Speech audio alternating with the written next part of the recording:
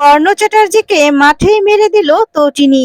অবাক হয়ে যায় কর্ণ চ্যাটার্জি, খুব বেশি রেগে যায়। আর এদিকে বলরামের সাথে ফোন করে কথা বলায় নন্দিনীর উপর রেগে যায় গৌরব। হ্যাঁ বন্ধুরা, এমনটাই দেখা যাবে।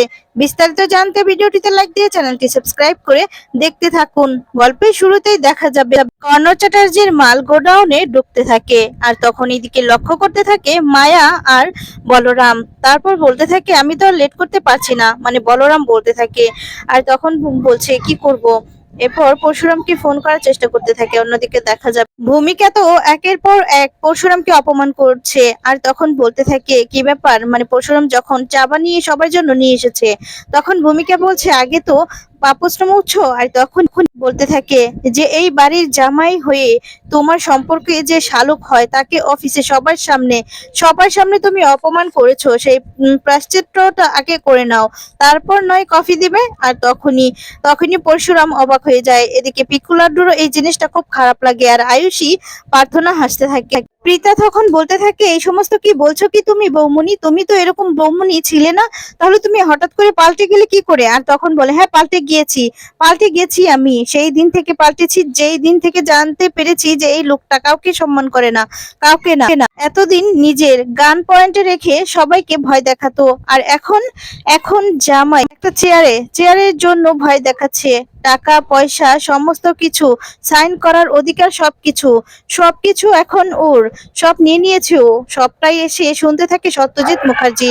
আর তখনই সে রেগে যায়। আর তখন এদিকে ভূমি বউকে বলতে থাকে যে তার পাশে আছে তটিনী, একেবারে মাথাটা মুড়িয়ে খেয়েছে সবার, এই পরিবারের প্রত্যেকটা মানুষকে বঞ্চিত করেছে। তখনই সত্যজিৎ মুখার্জি রেগে যায়। রেগে গিয়ে বলতে থাকে ভূমিকা কি বলছোটা কি তুমি, হ্যাঁ কাকে অপমান করছো তুমি। আর তখনই আয়ুষী সহ সবাই অবাক হয়ে তাকিয়ে আছে। তারপর দেখা যাবে সত্যজিৎ মুখার্জি বলতে থাকে তুমি জানো তুমি কার সঙ্গে কি কথা বলছো, ও আমার পুত্র সন্তানের মতো সমতুল্য। আর তুমি জানো না যে সে আমার জন্য কি করেছে। সব থেকে আমাকে বেশি খুশি করার জন্য সে অনেক কিছু করেছে। এই মানুষটা হলো আমার জামাই। আর তখনই এদিকে পিকু লাড্ডু খুশি হয়ে যায়। সত্যজিৎ মুখার্জি বলছে আমার জামাই কফি এনেছে নতুন জামাইকে দেওয়ার জন্য, এর থেকে বড় অপমান তো কিছুই হতে পারে না। আর তখনই দেখা যায় পরশুরাম গিয়ে বলতে থাকে না না আমি কিছু মনে করিনি, আপনি একদম রাগ করবেন না, একদম না। তখন বলে কি বলছো কি জামাই, তোমার এত ধৈর্য। আর তখন বলে যে হ্যাঁ আমার এত ধৈর্য, আমি না কিছু মনে করিনি, আপনি রাগ করবেন না। আপনি জানেন তো বৌমুনি বোধহয় বুঝতে পেরেছে যে ওনার স্বামীর হয়তো বা যোগ্যতা নেই সেই চেয়ারটাতে বসার, তার জন্য উনি একটু রাগ করেছে আর জ্বালা ধরেছে শরীরে, তাই না, আমার জন্য একটু হিংসা হয়েছে। আর তখন বলে শিবপ্রসাদ। এরপর বলতে থাকে হ্যাঁ এই যে আমি এই যে আমার শ্বশুর মশাই আমার উপর নির্ভর করছেন যে আপনি, সেটা কেউ মেনে নিতে পারেনি। মানে আমি সবার সামনে একটা কথা বলছি, যতদিন থেকে আমি এই কোম্পানিতে জয়েন হয়েছি আমি একটা টাকাও কিন্তু এখান থেকে সরাই না, একটা টাকাও অ্যাকাউন্ট থেকে যায় না, আমি একটা টাকাও নেই না। আমার সমস্ত কিছু নিজে থেকেই যতটুকু সম্ভব আমি ততটুকু খরচ করি, কিন্তু আপনাদের কোম্পানি থেকে এক টাকাও আমি সরাই, আমি কোনো পেমেন্টও করি না কিছুতে। আর আমি শুধু নজরদারি করে যাচ্ছি। আমার ভূমিকাটা এখানে কি জানেন তো, আমার ভূমিকাটা হচ্ছে তটিনী। আর তখনই একটা প্রবাদ বলে। আর তখন বলতে থাকি কিন্তু এই বাড়িতে কেউ কেউ বনবাসে যায় না, এই বাড়ির লোক। আর এই বাড়িটা একটা জঙ্গলে পরিণত হয়েছে, যা শুনে চমকে যায় সকলেই। আর তখন বলতে থাকে বুঝলেন তো বাবা, মানে সত্যজিৎকে বলছে যে আপনি একদম রেগে যাবেন না, ঠিক আছে, সবকিছু আমি ম্যানেজ করে নিব। তখন বলে আপনি একটা কাজ করেন, আপনি এই যে চাটা খান, এই বলে চা দেয়। আর তখন বলতে থাকে ও আরেকটা কথা হচ্ছে যেরকম জুতোই হোক না কেন, জুতো কিন্তু পায়ে পড়ে, ঠিক আছে, যত কোটি টাকারই জুতো হোক না কেন, জুতো কিন্তু পায়েই থাকে। আর তখন ভূমিকার সামনে গিয়ে বলতে থাকে আর এই যে দেখুন আমি গরিব হতে পারি, ঠিক আছে, আমি গরিব হতে পারি, আমি সস্তার হতে পারি, কিন্তু আমার শ্বশুর মশাই আমায় কিন্তু মাথায় তুলে রেখেছেন। আর তখন দেখা যায় বাবিলকে বলতে থাকে যে আর আপনার মতো নামি দামি এই বাড়ির সোনার টুকরো ছেলেটাকে কোথায় স্থান দিয়েছে, পায়ের জুতোতে স্থান দিয়েছে। একদম মোক্ষম জবাব দিয়ে দেয় পরশুরাম। তটিনী হাসতে থাকে। আর তারপর সবাই তো অবাক হয়ে রাগান্বিত হয়ে পরশুরামের দিকে তাকায়। তারপর দেখা যাবে যে এদিকে নন্দিনীও হাসছে। ভূমিকা রেগে গিয়ে বলতে থাকে শিবপ্রসাদ। এরপরে দেখা যাবে যে রান্না করতে যাবে, আর তখন তটিনী বলছে যে কোনো রকম কোনো দুষ্টুমি করবে না, পিকু লাড্ডুকে বলছে। এই বলে চলে যায়। আর তখনই পরশুরাম যখন রান্না করতে যাবে, ঠিক তখনই সত্যজিৎ বলতে থাকে জামাই, আমিও তোমার সাথে রান্না করতে যাব। তখন বলে কেন বাবা, আপনি কেন কষ্ট করবেন? এরপর বলছে আমার বাড়ির জামাই, তুমি যদি জামাই হয়ে রান্না করতে পারো তাহলে আমি কেন পারবো না? আমি তোমার সাথে মজা করে আনন্দ ফুর্তি করে আমি তোমার সাথে হাতে হাত মিলাবো, আমি হাতা খুন্তি ধরতে পারবো। এই বলে দেখা যায় পিকু লাড্ডুকে সাথে করে নিয়ে রান্নাঘরের দিকে চলে যায়। তখন সবাই অবাক হয়ে যায় সত্যজিৎ মুখার্জির এমন ব্যবহার দেখে। তারপরে দেখা যাবে যে এদিকে ফোন এসেছে গৌরবের কাছে, আর তখন গৌরব কথা বলতে থাকে। কফির কফির মগটা দেখা যাবে নন্দিনীর হাতে তুলে দেয়। আর গৌরব কর্ণ চ্যাটার্জির সাথে কথা বলতে থাকে একটা সাইটে গিয়ে, আর বলতে থাকে আমি যা কথা দিয়েছি তাই হবে। আমার বাবা আমাকে যেহেতু বলেছে, আমি বাবার কথা নড়চড় করব না। আমার বাবা যা বলেছে আমি তাই করব, আপনি একদম চিন্তা করবেন না।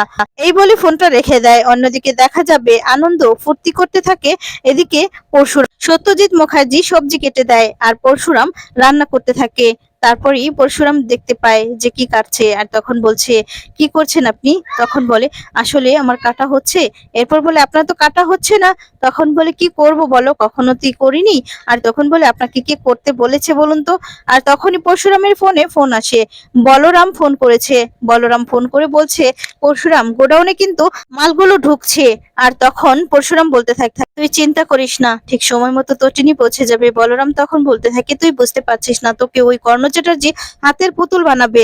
আমার কাছে পাক্কা খবর আছে যেই অ্যাসাইনমেন্ট গুলো এখানে ঢুকেছে আর ঘন্টা খানিক পর পর এখান থেকে বেরিয়ে যাব, কি করব বল? আর তখন বলে তুই চিন্তা করিস না, তটিনী পৌঁছে যাবে। তখন বলে ঠিক সময় তো পৌঁছতে পারবে না। এরপর বলে তটিনী তটিনী ভুল করবে না, ঠিক সময় মতো পৌঁছে যাবে। সত্যজিৎ মুখার্জি দেখতে পায় যে কারোর সাথে কথা বলছে। পরশুরাম বলতে থাকে তোরা শুধু সাবধানে একটু খেয়াল করিস, ঠিক আছে? তটিনী ঠিক সময় মতো পৌঁছে যাবে। এই বলে ফোনটা রেখে দেয়। সত্যজিৎ তখন বলতে থাকে যে কি হলো বাবা, কোনো সমস্যা হয়েছে কি? আর তখন বলে না বাবা, কোনো সমস্যা হয়নি। এখন সত্যজিৎ মুখার্জি বলতে থাকে যে বাবা তুমি চিন্তা করো না, ওরা তোমাকে যতটাই নিচেই নামানোর চেষ্টা করুক না কেন। তখন বলতে থাকি বাবা আপনি এসব কাটতে পারবেন না, আপনি ছেড়ে দিন, আপনি পারেন না যখন কেন এসেছেন বলুন তো? আর তখন বলতে থাকে আমার জামাইকে বাঁচাতে এসেছি, ওরা তোমাকে যতই নিচে নামানোর চেষ্টা করুক না কেন, তুমি কিন্তু কিছু মনে করবে না, আর তুমি হারবে না আমি জানি।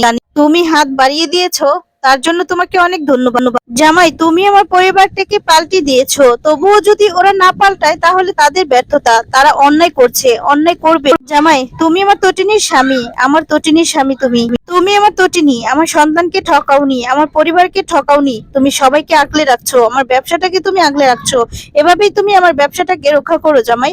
এই বলে হাতে ধরে। আর তখন বলে আপনি চিন্তা করবেন না, কথায় আছে না রাখে হরি মারে কে।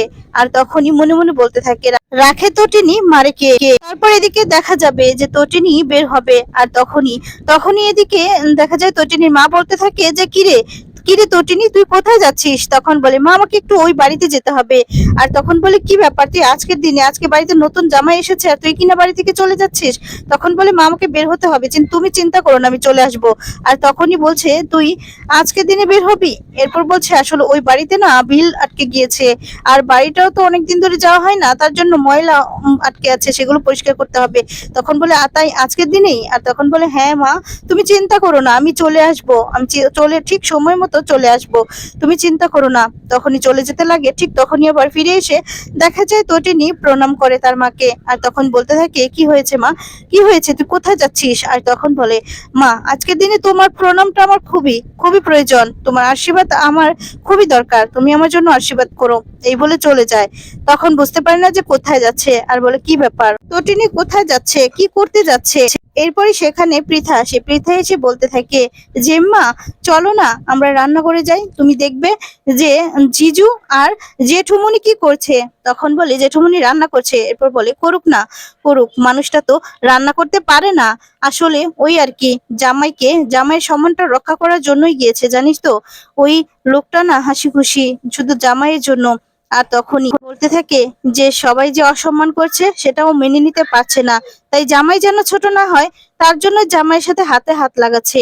অন্যদিক থেকে একটা গান ধরে দেখা যায় পরশুরাম। তখনই পৃথা বলতে থাকে, ওই তো জিজু গান গাইছে, চলো না আমরা রান্নাঘরে যাই।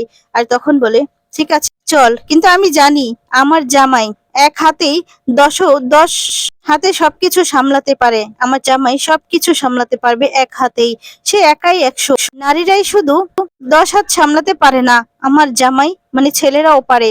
আর তারপরে এদিকে দেখা যাবে পরশুরাম একটা গান ধরে, সেই গানের তালে তালে সমস্ত কাজগুলো করে নেয়। এদিকে সবাই এক এক করে আসছে, দেখে অবাক হয়ে যায়। পিকু লাড্ডু খুব খুশি হয়ে যায়। আর এদিকে দেখা যায় বলরাম বলছে, আর তো সহ্য করতে পারছি না, মায়া চলো এখনই আমাদেরকে অ্যাকশনে নামতে হবে। এই বলে তো অ্যাকশনে নেমে যায়, সবাইকে মারধর শুরু করতে থাকে। তারপর দেখা যায় মায়া যখন মারতে যায়, মায়াও মারে কিন্তু মায়া নিজেও মার খায়, মায়ার আঘাত লাগে। আর তখন বলরাম একাই ফাইট করতে থাকে, কি করবে বুঝতে পারে না।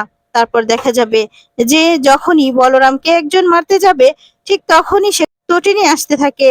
আর এদিকে মায়া সহ্য করতে পারছে না, মায়ার আঘাত লাগে। তটিনীকে দেখে সবাই চমকে যায়, বলরাম নিজেও অবাক হয়ে তটিনীর দিকে তাকায়। আর অন্যদিকে দেখা যাবে যে গৌরব দেখতে থাকে দাঁড়িয়ে দাঁড়িয়ে পরশুরাম কি করছে, কিন্তু সহ্য করতে পারে না। তারপর দেখা যাবে হাতা খুন্তি সমস্ত কিছু নিয়েই আর পিকু লাড্ডুর কাছে গিয়ে গান গাইতে থাকে এদিকে পরশুরাম। আর এদিকে তালে তালে দেখা যায় সত্যজিৎ মুখার্জিও নাচতে থাকে। এটা দেখে সব থেকে বেশি খুশি হয় তটিনীর মা, সবাই বেশি খুশি হয়ে যায় আর দেখতে থাকে। তারপর দেখা যাবে যে এদিকে সবজি কাটতে থাকে সত্যজিৎ মুখার্জি, আর তার তালে তালে নাচতেও থাকে। পরশুরামের এমন কিছু দেখে দেখা যায় সত্যজিৎ মুখার্জি নিজে অনেক খুশি হয়। সত্যজিৎ মুখার্জির হাসি দেখে যেন তটিনীর মাও হাসি থামাতে পারে না। অন্যদিকে দেখা যাবে যে ইচ্ছে মতো মারধর করতে থাকে তটিনী সবাইকে। এদিকে পরশুরাম নিশ্চিন্তায় থাকে, কারণ পরশুরাম জানে যে তটিনী গিয়েছে যেহেতু রক্ষা তো করবেই। তারপর দেখা যাবে এদিকে হঠাৎ করে একজন লোক পিছন থেকে তটিনীকে গুলি করতে যাবে, সেটা দেখতে পায় বলরাম। বলরাম দেখতে পেয়ে তটিনী বলে চিৎকার করে ওঠে, আর গুলিটা নিজের পিঠের মধ্যেই লেগে যায় বলরামের। তখন তটিনী রেগে যায় আর সেই লোকটাকে শুট করে দেয়। লোকটাকে শুট করে দিয়ে তটিনী তটিনী বলরামকে হসপিটালে নিয়ে যায়। আর এদিকে দেখা যাবে কর্ণ তো মনে করেছে যে তার কাজটা সফল হয়েছে। তারপর এই বলে দেখা যায় এদিকে পরশুরামকে অনেক কথা শোনাতে থাকে।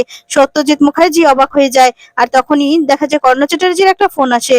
ফোনটা রিসিভ করে তখন জানতে পারে গোডাউনের সমস্ত কিছু যেভাবে বলেছিল সেভাবে কাজ হয়নি, আর সেটা কেউ একজন রক্ষা করেছে। কর্ণ চ্যাটার্জির মাথা তো একদম সেটা শুনে হাই হয়ে যায় আর চিৎকার করে ওঠে। তারপর পরশুরাম বলতে থাকে, শেষ রক্ষা হলো না তাই না? এরপর পরশুরাম নানান কথা বলছে, তখন ঠিক ভালো করেই বুঝতে পারে পরশুরাম সমস্ত কিছু বলে দেয় ওখানে কি কি ঘটেছিল। তখন বলে, এই তুমি তো বাড়িতেই ছিলে, তাহলে তুমি কি করে জানলে? আর তখন অবাক হয়ে যায়। তারপর এদিকে দেখা যাবে যে বলরামের কথা শুনে সহ্য করতে পারে না নন্দিনী। নন্দিনী বলরামকে ফোন করে, বলরাম বলে, আপনি কেন আমাকে ফোন করেছেন? আপনার বর যদি জানতে পারে আপনার উপর অত্যাচার করবে। ঠিক তখনই সেখানে গৌরব চলে আসে। গৌরব এসে দেখা যাবে ফোনটা কেড়ে নেয় আর তখন বলতে থাকে, হ্যালো। বলরাম অবাক হয়ে যায়। তারপর নন্দিনী আর কিছুই বলতে পারে না, ভয় পেয়ে যায়। তারপর গৌরবের এমন বিশ্রী কথা শুনে চুপ করে যায় বলরাম। বলরাম সহ্য করতে পারে না। এদিকে তো তটিনী উচিত শিক্ষা দিয়ে দেয় কর্ণ চ্যাটার্জিকে। তো বন্ধুরা, আজকের ভিডিওটি কেমন লেগেছে কমেন্টস